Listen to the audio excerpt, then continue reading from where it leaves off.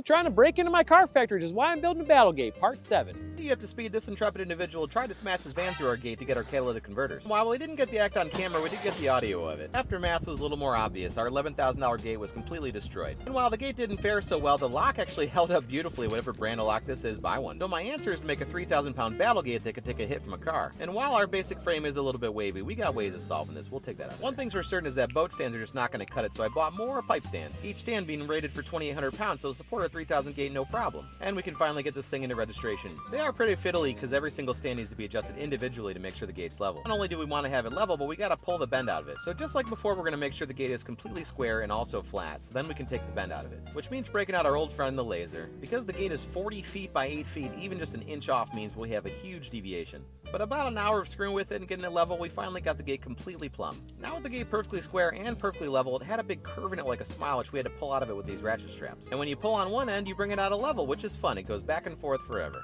That was some communication and a whole lot of fiddling. We got it there, and now it's perfectly flat. So now that our gate is flat, it is straight, and it is no longer bowed, when we weld it all together and put our braces in, it should be dimensional.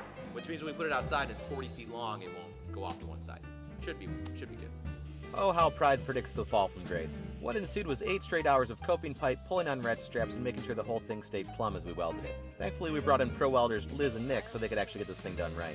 The goal here is to make a frame that is perfectly flat and smooth so that it rolls really nice, but also has points that we can attach our armor, spikes, flamethrowers, all those things. And while I thought this project would take like a few weekends, it's on over a year now, which is fun. But with the weather warming up and break-in season coming around again soon, we gotta get this thing done. Yes, break-in season is totally a thing after it warms up here in Detroit. It sucks, but it's a reality. The real goal here being protecting our business so we can build race cars and keep running our free buses for our after-school programs that we run every single day. We'll get there somehow.